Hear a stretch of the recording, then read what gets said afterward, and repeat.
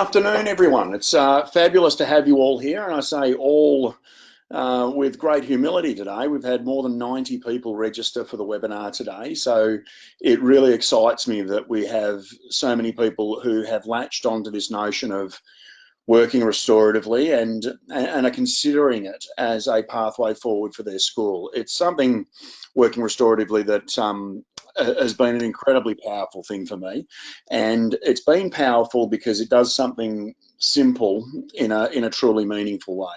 It allows me as a practitioner, and certainly as a leader, to be able to do my work more effectively. So I certainly feel that when and this is what I call with our partner schools that we work together to try and implement this kind of work, we try to put our restorative goggles on. And it seems to me that when I get those restorative goggles firmly on, I see the work and I see the challenges that need to be, the work needs to be done and the challenges that need to be tackled in a school. I just see them so much more clearly, and I see the solutions to that more evidently. And the second thing it does is it allows me to be less stressed. I think that there's an amazing temptation in schools these days to think that teacher well-being is about, whacking on a Friday morning tea or some sort of recognition program. And I think that there's an extraordinary amount more to it than that. If we look at what stresses teachers, the number one thing that still sits at the top is student behaviour. And I haven't seen a behaviour management program, and I'm going to talk today about being quite anti-program in the way that I think, but I haven't seen a program yet that helps me to, in the short term and the long term, improve student behaviour, to switch over, I guess, from behaviours that we might be concerned about to behaviours that we get to reward, such as those associated with engagement. I haven't seen a way of doing it better than restorative practices. At the same time, I've seen restorative practices done poorly. And I think a lot of schools fall for the trap of doing a little bit of restorative practices. And what that means is that they unfortunately get very little reward. I've always said that the effort for reward on restorative practices is an unfair chart. If you put in 50% of the effort, I just don't think you get 50% of the reward. I think it's down around 20.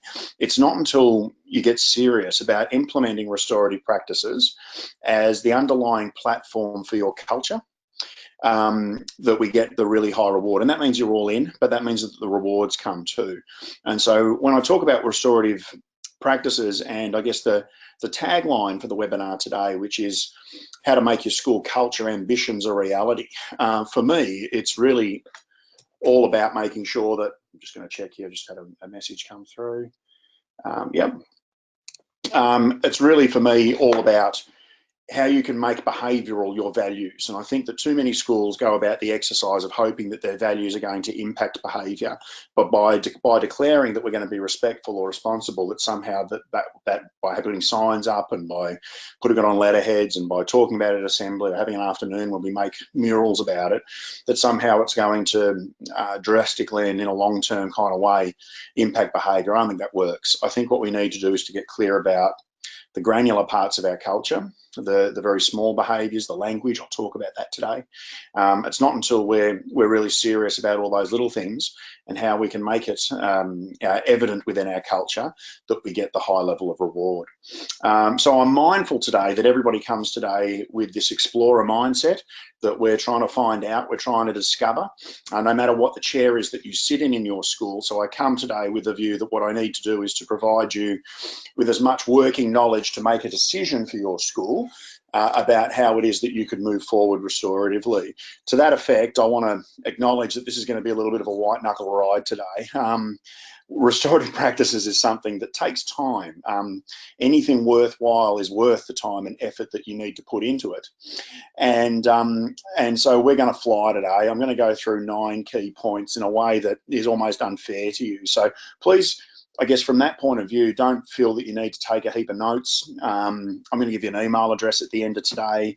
You'll be able to email us even if you want to be able to chat further about it. But there's little things you can do today, like in the handout box of your control panel, you're able to download the slide deck from today. So grab that towards the end of the webinar. I'd probably suggest you don't get distracted by it now. I've probably made the worst mistake that any teacher could make by handing out the worksheet before I actually talk about it.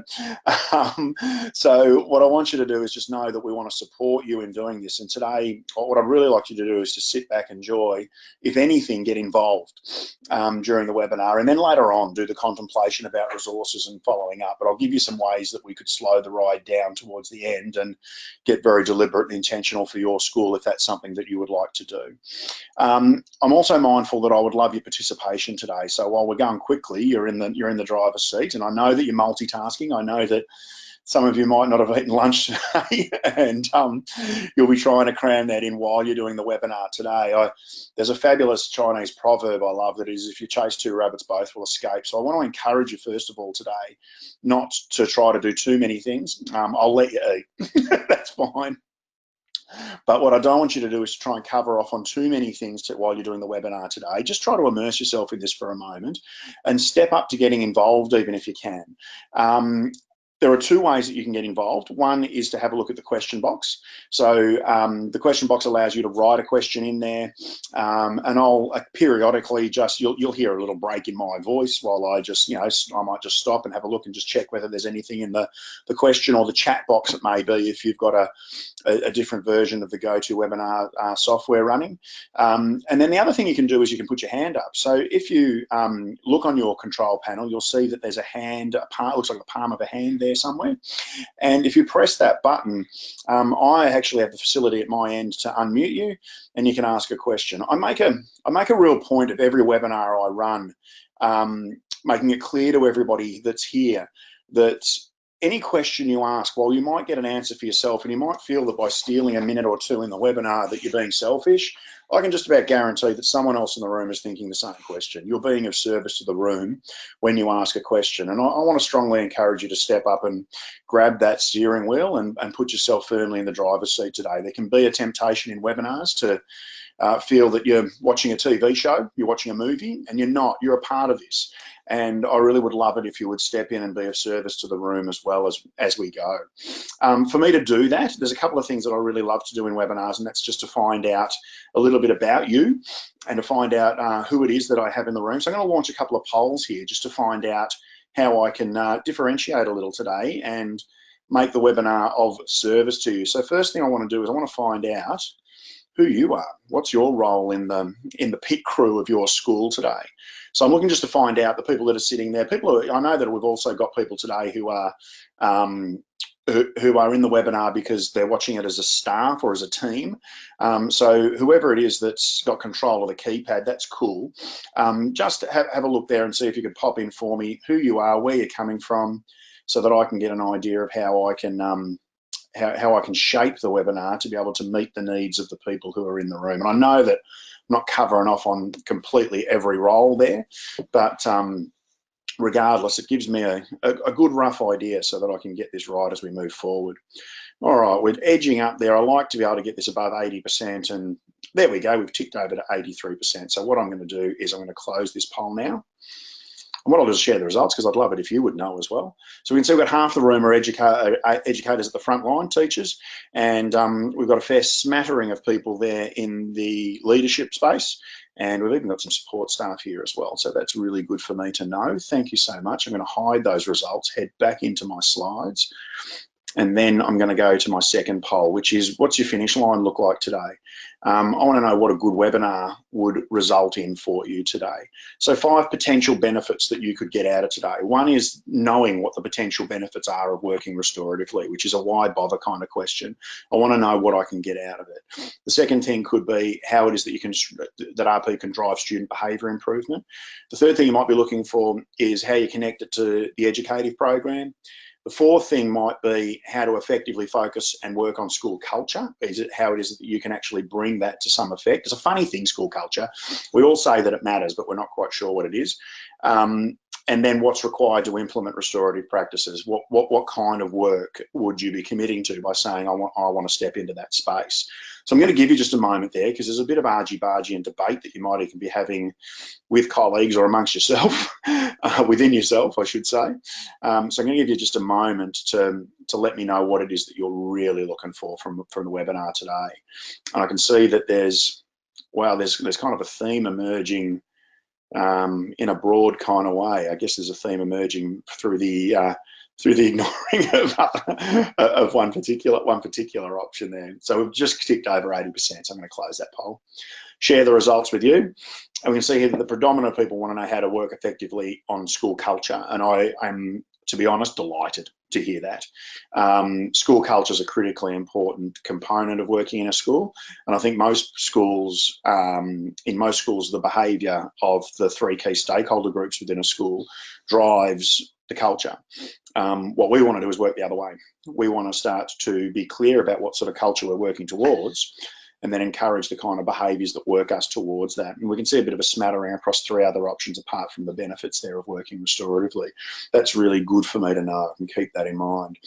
I'm going to hide the results from you there now, click back into my PowerPoint slide, and then I'm going to get cracking.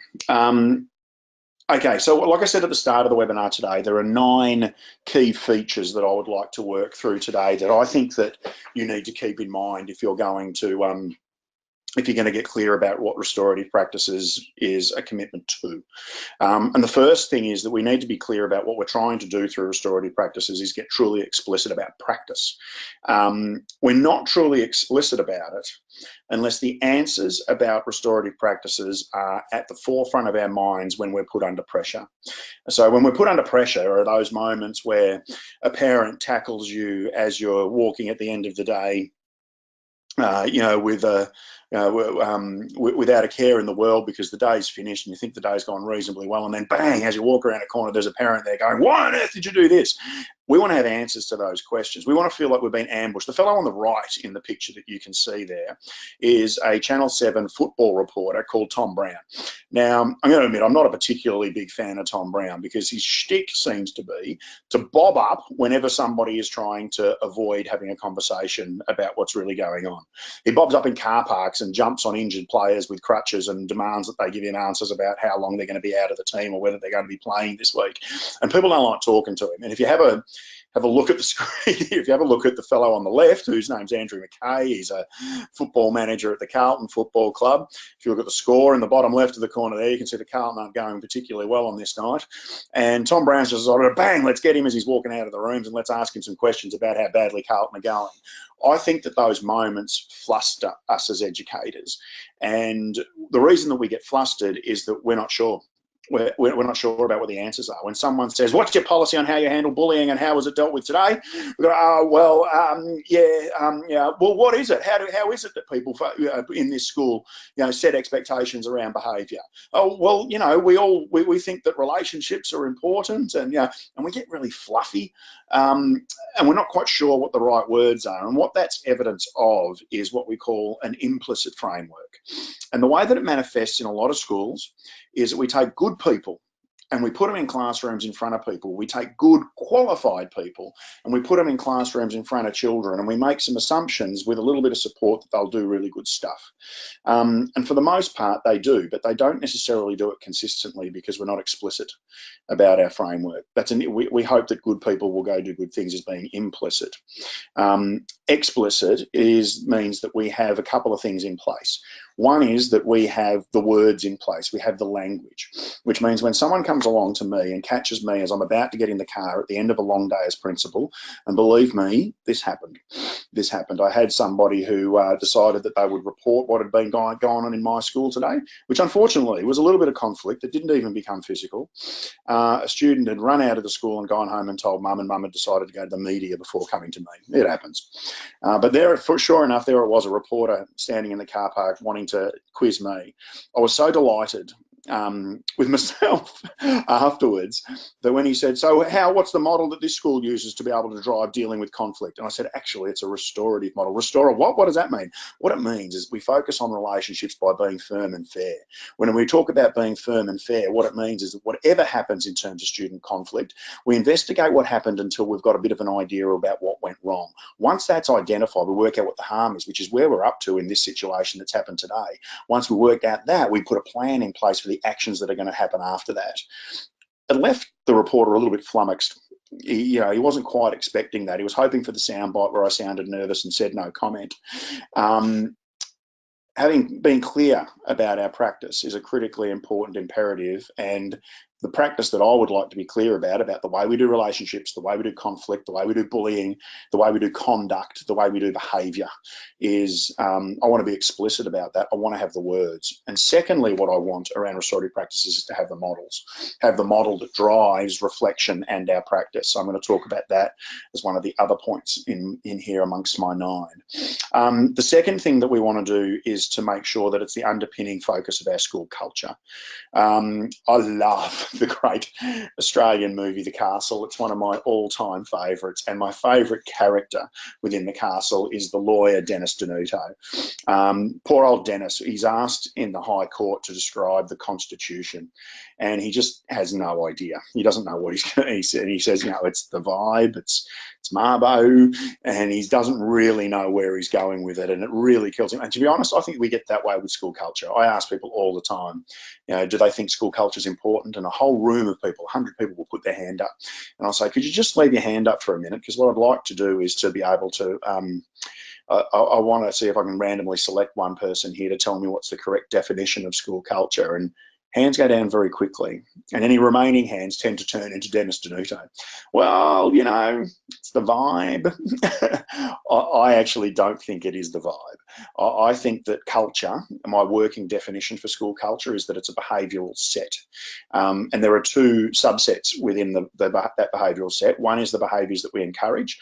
They're the ones that we say, that's fantastic, that lines up with our values, I really like it when you do that. We occasionally might provide a Student of the Week certificate or something similar to let them know that we really value that. But whether we like it or not, there are other behaviours that drive our culture, and they're the behaviours that we tolerate. And we're tolerating them not because we can't be stuffed. We're tolerating them because we haven't yet found the will, the skill, the time, or the methodology to be able to challenge a behaviour that's currently in the tolerate group, such that one behaviour at a time we can move them over into the encourage group. My fervent determination to you today is that the best methodology for challenging behaviours repeatedly and moving them from the tolerate pile to the encourage pile is to work restoratively. And a simple methodology that sits within the restorative framework is to go past, present, future. So instead of being judicial about our work and launching investigations whenever there's some conflict between students, we, instead of launching into educational CSI, which can often be the case, and you spend a long time making, conducting full investigations into something that really only took 30 seconds to happen. We get a gist of what happened, we work out what the harm is, and we work out what the plan is to fix the harm. So that's what we're trying to do. And you can probably hear that come through in my example of talking to that reporter in the car park when I was a principal.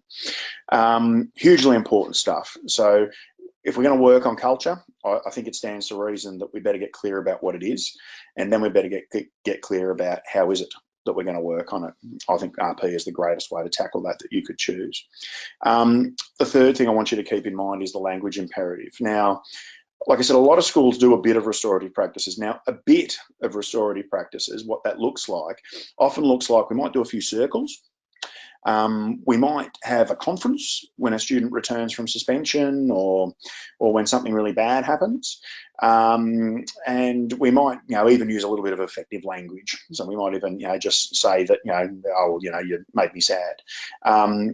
Out of those 3, the one that's the most important, that I think is the most salient starting point, is to get clear about our language. Now, the reason for that is that if I were to get you to hark back to point 2 around school culture, whatever culture you're examining, whether it's the culture of a school community, a family, the culture of a community, the culture of a nation, or even the culture of an Indigenous people.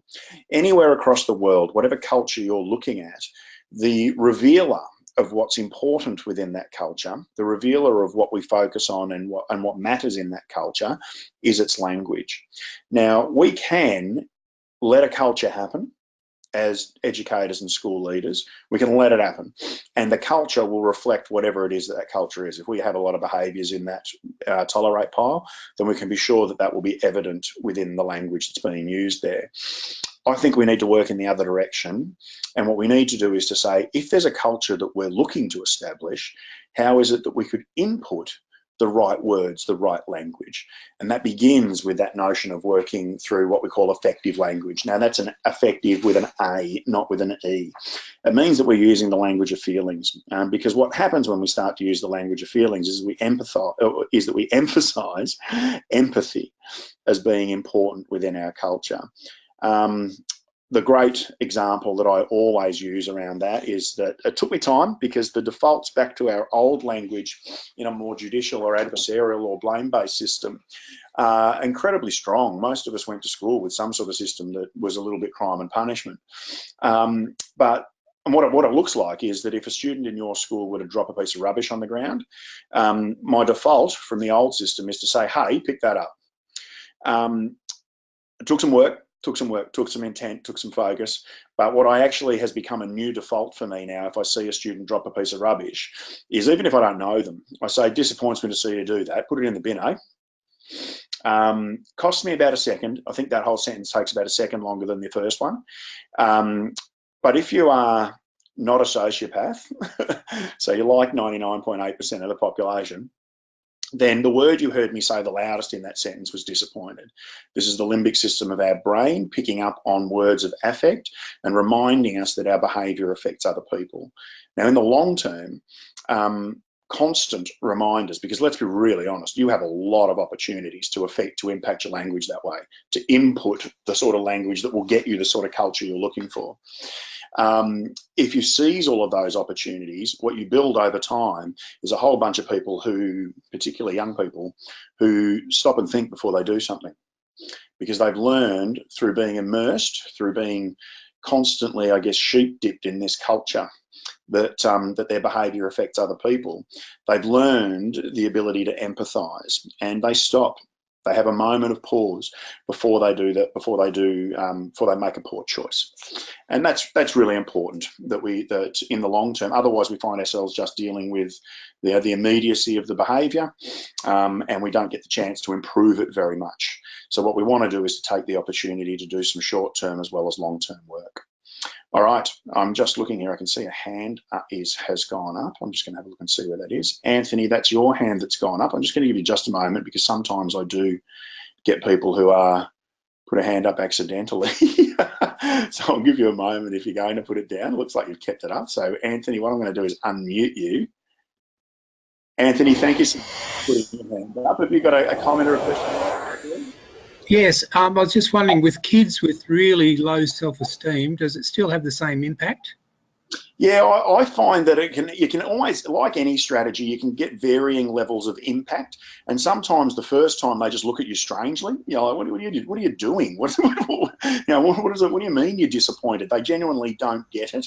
So you can get various levels of impact from students with, for instance, low self-esteem, but also kids who might even be on the autism spectrum, and also kids, for instance, who might be affected by trauma. So we don't always get the same impact every single time.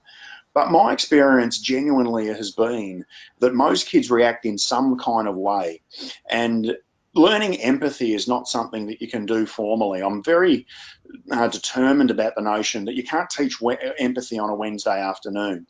And in fact, most of us, I don't think, learned empathy from being sat down by our parents and being given the empathy talk. We learned it by being in that culture, often a family culture, that just emphasises it over and over and over again.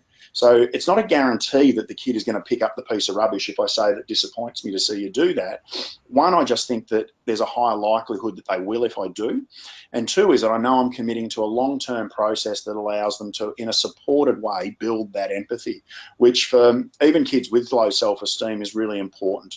The other thing that it does for kids with low self-esteem is that it encourages them to know that where there's a problem in their life, that action is always a good idea. We don't want kids who are suffering from low self-esteem to wallow in shame, to wallow in disappointment with themselves, and to say things that are negative to themselves all the time. We want them to know that the most likely opportunity to walk away from that feeling involves taking action. So that's where I find that the language thing can be incredibly powerful. And most teachers tell me that they reckon if they thought about it, there's probably somewhere between 50 and 100 opportunities in an average day to just throw the feelings word in, throw that affective word in, and that you can make a difference that way. Does that make sense, Anthony? Yeah. Yes. Thank you. All right. No problem at all. Thanks, mate. I'll just unmute you again. I'll mute you again there. And we'll jump back in and have a look at point 4. Okay, so point 4 here is about improving behaviour. How is it that restorative practices improves behaviour? And there's a fundamental reason that sits behind this, and that is that no behaviour changes randomly. So I'm often making the joke that I can prove this because everybody in the webinar today, of all of you, nobody woke up this morning accidentally on a diet. So nobody here, just, well, I don't know what's going on there, but somehow I managed to eat half a grapefruit for breakfast. I don't know why I did that because they're disgusting. It just doesn't happen accidentally. It's always the thinking that precedes it. So what restorative practices does well is that it encourages young people to think about their behaviour. Even when I use that language of disappointment, and even that kid who looks at me like, what on earth are you talking about? It disappoints you. They're thinking about their behaviour. They're trying to work it out. They're confused about it. Sure, they haven't got to a point where they go, yeah, of course it does. Oh, sorry about that, I'll pick it up. But they're starting to think about their behaviour, and that's really important if we want to change behaviour. One of the restorative practices questions, and I'm not going to run through the questions today.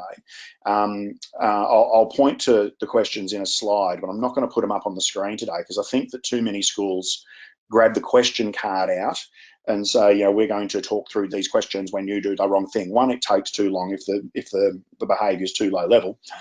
And secondly, I think that what they don't do is give the questions credence for what they actually do. They just go past, present, future as quickly as they possibly can. But one of the questions is what were you thinking at the time? And there's two answers that I tend to get from students who are unfamiliar with the restorative intention. And firstly, that is that they say nothing. And secondly, they say, I don't know. It's a good thing because it gives me a little opportunity there to be able to say, what, do you reckon it would help if you did? And they kind of, particularly males, will look up to the left while they're remembering, up to the right while they're creating. And I go, yeah, maybe. And they're starting to think about their thinking, which is just critical if we want to genuinely improve behaviour. If we want to improve behaviour through punishment alone, then we better be prepared to work really, really hard because the code around punishment is that we need to catch them every single time to be able to improve that behaviour. What I would prefer to do is to put the protective factor in place of being able to remind them with as much regularity as possible to think about the way that they work. The other thing that the questions do, that other systems that we put in place don't, is that they are by nature questions, not statements. So I want you to think about, as a restorative practitioner, making a commitment to say less and to ask more. The more we launch into a fantastic speech, and believe me, I'm good at it. I've done this as a teacher and as a school leader. I have absolutely launched into some fantastic spiels with young people. And when I look back on those spiels now, I think that what I remember seeing was a young person who would roll their eyes the longer I went and just take themselves away quietly to another place. They're nodding, they're looking like they're listening, but the truth is, if I examine hard enough, they're not listening to a word I'm saying. They are going blah, blah, blah, blah in their head and waiting for me to stop. Blah, blah, blah as thinking won't lead to a positive behaviour.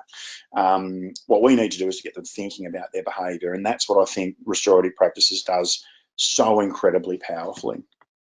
Okay, so point 5 I want to bring to your attention today is that we actually want, as staff members, to be reflective practitioners. So what I would ask you to do even right now is just put your hand up and put your hand straight back down for me if you would like to be a reflective practitioner.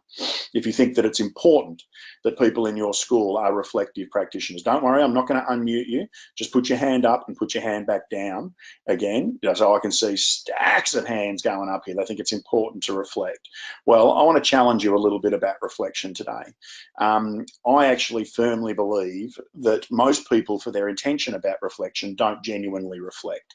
The reason for that is that they just don't reflect in any meaningful kind of way. They don't reflect upon anything. There's no mirror that they put up, that they hold up to themselves. Now, the picture that I've chosen for this webinar today, I love this picture because it reminds me that if you are going to do something like you're going to shave, or you're going to put on makeup, or do your hair, or any of those kind of things, or perhaps you did all of those today, I don't know. If you reflect using nothing, if you reflect on the wall, if you stand in front of the wall, you're likely to get the sort of result that you've got on the screen right now. If you're going to reflect, you're going to use a mirror because you want to get a decent result. You want to be able to have that reflection drive action. And I think too many people reflect in a meaningless kind of way.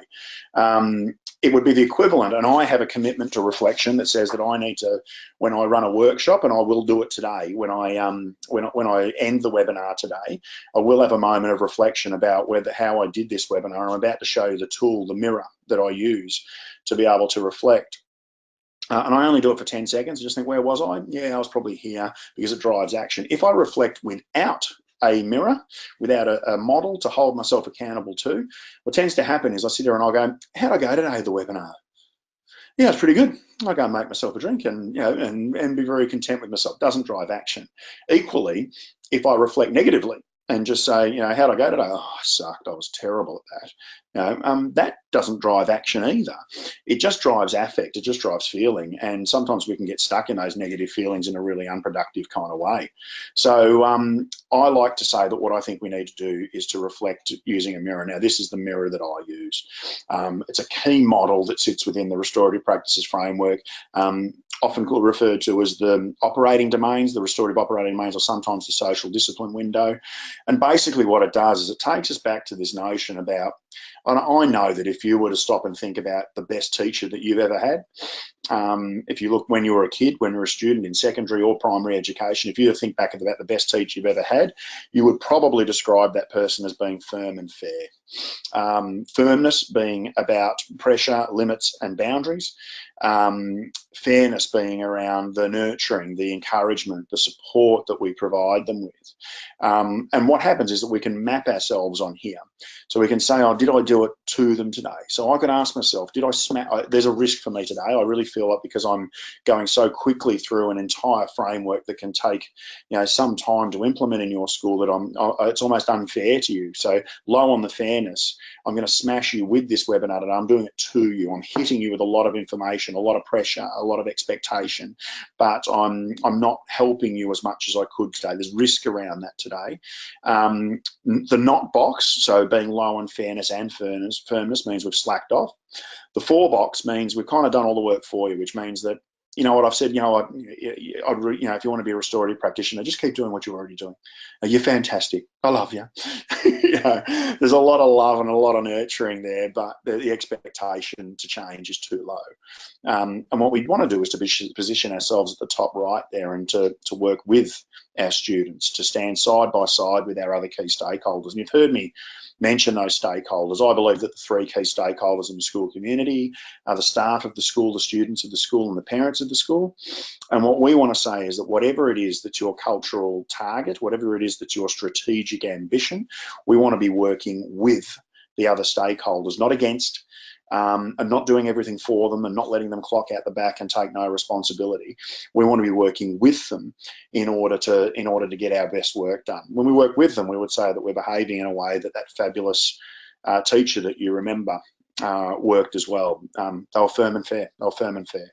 And the more I stick my head into the restorative world, the restorative research, the impact of working really well restoratively, even when it comes to doing things like tackling bullying, a fabulous study was done by the University of London a few years ago now about, instead of their hypothetical construct about, if we did this in a school, what sort of impact would it have on bullying? They said, instead of doing that, let's just go to the schools that already seem to be doing well, that are already recording really good results against, say, school culture, school climate, social outcomes sort of measures, suspensions, all that sort of stuff, key stakeholder perception stuff. Let's find those schools and just find out what they're doing. They went to almost 1,400 schools, and the thing that came out as a number one was they have a restorative culture and ethos. Now, I think that in that number one, the most important word is not restorative. I think it's culture and ethos. So culture being that behavioural set. Ethos, the Greek meaning behind the word ethos is everything you say and everything you do, which means they haven't fallen for the trap of going formal and just labelling values and hoping that they're going to impact behaviour. They've said, nope, we start with behaviour and we move ourselves up to a culture where bullying finds it just incredibly difficult to thrive. I think that's real wisdom, real wisdom. Number 6 is that I want to remove power. In the old days, and it wasn't actually that long ago, the job of the teacher was to deliver information, which means that in a delivery or a transactional model like that, we could wield power. We could stand at the front of the room, and if you look at the way that old classrooms were designed, they were often even designed where the teacher's desk was elevated at the front of the room. There was a little platform for the teacher to stand on because they were going to keep power in that classroom, keep control, and they were going to deliver that content and expect young people to regurgitate it. As all of us are aware, education's changed. We've had to move on from content delivery because content's not king for us anymore. There was a little invention about 30 years ago that got in the way of that, called the internet. And we are no longer singular sources of information. What we are is facilitators of capability and skill development. So to do that, what we need, we can't develop those capabilities and those skills by standing up on a power, controlling conduct, behaviour and engagement and just spraying our students with information. We need to get down and work with them. And I often find, and this is where I talk to in the restorative process, it's about implementing circles for instruction, implementing circles to solve problems, implementing circles to prepare, to check in, to check out. There's a variety of different ways, and I won't go deeply into those circles today, other than to emphasise for you that circles, the reason for that we run circles in restorative schools is not because there's some sort of magic pixie dust associated with them. It's not because, if we all get in a circle of trust that everybody's going to get along harmoniously and there'll be rainbows and everything will be fantastic. It's not that. Circles work for one reason and one reason only, and it's the absence of a powerful position. When we work with our students in a circle, they tend not to need to be controlled. When we take a powerful position at the front of the room, self-regulation leaves because they don't have to behave well in the classroom or engage well. We have to make them. In a circle, what happens is that they tend to not wait to be controlled, they tend to mimic us. So I find even in primary classrooms, when I sit down with a group of year ones and say, everyone come and sit in a circle and cross your legs like me, and I tap my legs, there's a whole bunch of kids get into a circle and cross their legs and they tap their legs just like me. When I fold my fingers, interlock my fingers, a whole bunch of them does it. And that's just because the power's gone. I'm not making them do it. It's just normal to be in this position and they tend to mimic me. So I find that the removal of power is a fantastic way to emphasise that we're no longer about just trying to deliver content to you or to tell you what to do. We're interested in asking you, we're interested in working with you, and that's a fabulous way to make behavioural your intentions around skill and capability development in your young people. All right, I'm flying. We're getting there. We've got 3 to go. Point 7 is that I want you to understand about restorative practices if you're thinking about moving into working restoratively, that it's not a program. Programs are things that you bolt on. If you've got a computer, then you've probably got Microsoft Word. It's a program. You bolt it onto your computer and you use it when you want to use it at the right time. Programs that have been run in schools over the years, and I'm not going to slander any programs today, but I am going to slander the whole notion of programs. Anyone notice that you've got a lot to do as a teacher? as a school leader, you've got a lot to implement, you've got a lot of stuff you've got to get through, and we tend to compartmentalise that so that we do this on a Tuesday morning, we allocate this many hours to maths, we allocate this to our little social skills program on a Wednesday afternoon, on a Friday we do assembly and we reward people with this, so we chunk the week into little program segments. Restorative practices is not a program, it's an approach. And restorative practices, like I said before about the University of London research, the schools that just do it when a kid returns from suspension, or the schools that just do a bit of restorative practices, don't get the full benefit because they're treating it like a program. As the University of London pointed out, it's ethos and culture that matters the most. It needs to fill your school like a flood. So the reflection that we want a lot of the teachers in your school to be using is to be able to say, at recess, what did I do today that was restorative in the way that I worked? What did I do in the period between recess and lunch in periods 3 and 4 in a high school that were restorative in the way that I worked? And I'm noticing even today, I can see that one of the names in our attendee list is Jodie Gorrie at Wellington High School, where I was this week. And we had a fabulous teacher there, a young man who's new to the profession. He had a 2-hour workshop with me on Monday afternoon, but the next day he walked into his classrooms and started to deliver in a circle. And I just go, how good's that? Did it fix everything? Did it make everything wonderful? No, it didn't. But it's a beginning in terms of something that he could do every single day that takes power out of the equation and positions himself as working with his students. And he's a lovely young man, and you just look at him and go, I reckon that's somebody who does want to work with his students. And I commend him incredibly highly for that. Restorative practices is not a program. It's an approach, and for it to be effective, it needs to fill your school like a flood. Point 8 here is around healthy conflict, and this is about not only dealing with conflict in a healthy way, but it's about having a healthy attitude to conflict. I'm going to put to you today that all of you, every single person who has registered for this webinar today, is a little bit nuts. The reason that I think you're a little bit nuts is that you chose to work in environments with potentially several hundred young people whose brains aren't finished yet. And you chose to work in partnership with the people who have the most irrational emotional connections to them, their parents, and you decided that you could apparently navigate that without conflict. I don't think so. Conflict in that kind of system is not only unavoidable, it's normal. It's normal. Of course, there's going to be a little bit of conflict. All we want is to be able to have a healthy attitude to that conflict coming along, and then a methodology for dealing with it in a way that gets the job done, that's effective. There's a fabulous a fellow called Michael Henderson who calls himself the corporate anthropologist, which is a very cool and funky name. And he works with big businesses, big companies, big multinationals, massive budgets, massive staffs. And he works with his wife, Shah, in this space. And he says to them that it's so important that we have a way that's normal in our culture for resolving conflict. And he talks to them about the way that he and Shah resolve conflict.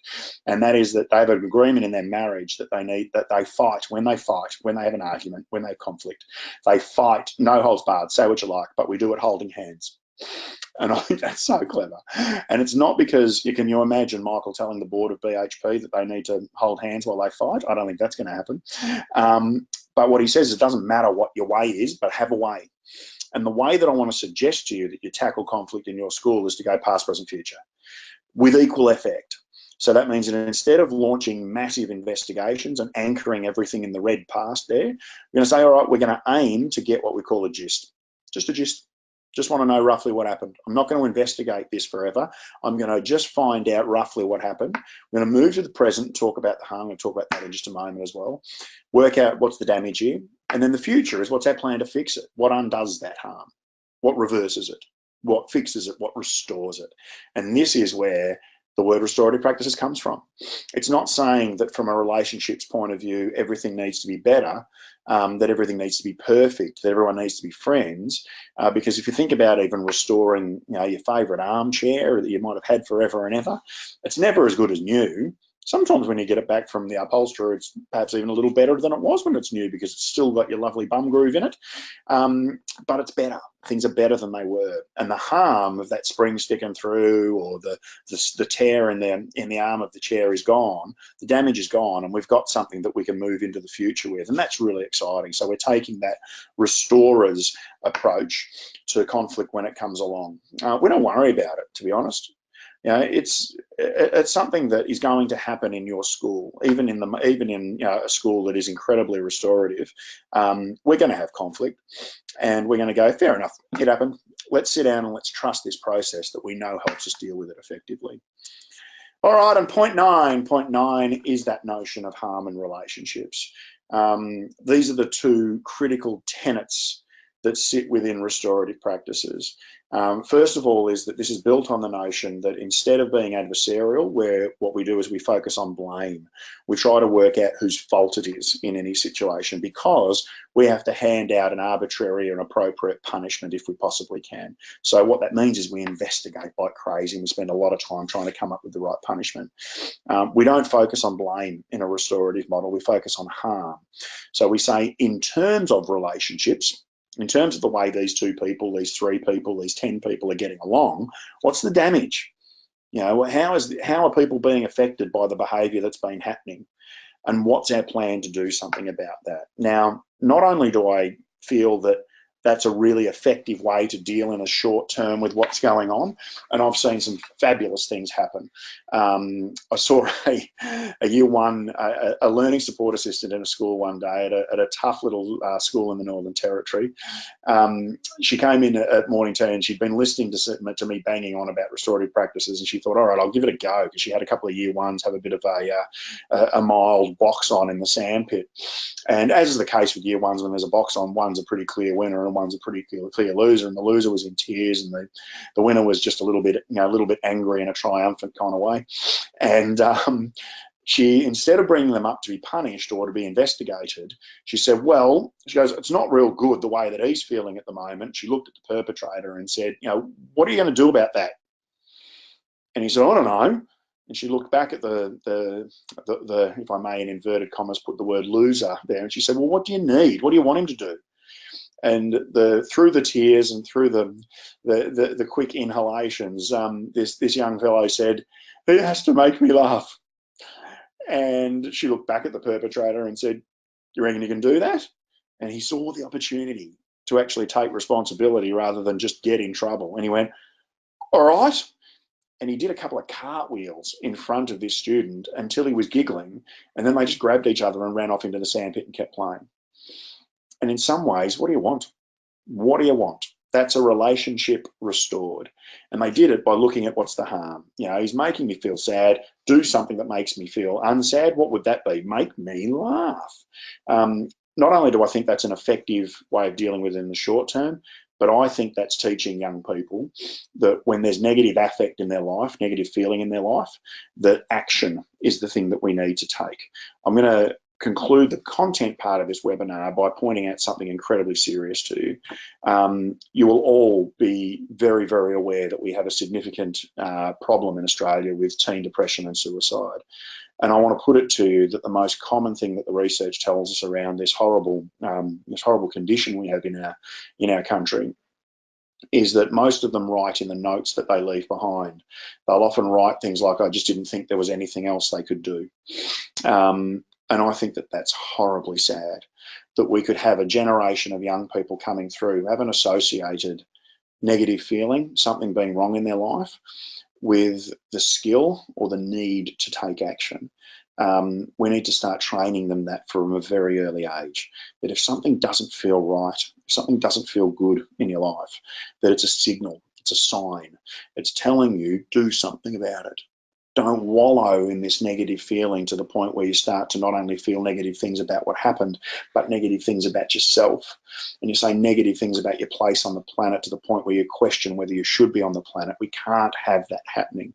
And so that's where I firmly believe that restorative practices is not only something that can help you with your school culture, not only something that can help you improve behaviour, but I think it can help you grow young people where we can drive down this horrible scourge of depression and teen suicide in young people, and I think that would be a highly admirable thing for us to collectively tackle. So there's my 9. Oh boy, I moved quickly there. If you're interested in getting started, I hope that one of the things that I've emphasised for you today is that, and I spoke to a school today who were asking me to come out and do a workshop on restorative practices for their school because they've noticed that their teachers are starting to drift back to some punitive habits around dealing with behaviour. It happens when people get a bit tired and when the kids start to get a little bit ratty towards the end of term or the end of year. So they asked me to come out and do a workshop, and unfortunately my answer is no to that, mainly because I can help people change a little bit of their language. I can help people change a little bit of the tactics or strategy that they use, but you cannot change people's minds. You cannot get that restorative goggles on until we get really serious and comprehensive, and that's why we work in partnership with schools over long periods of time. This is a little handout that I've got, and if you look in the handout section of the GoToWebinar panel that you've got there today, you can download this little one-pager. These are all the things that we do with schools instead of just coming along and running a workshop. I firmly believe that I am stealing your money if I come along to your school and run a workshop and then leave.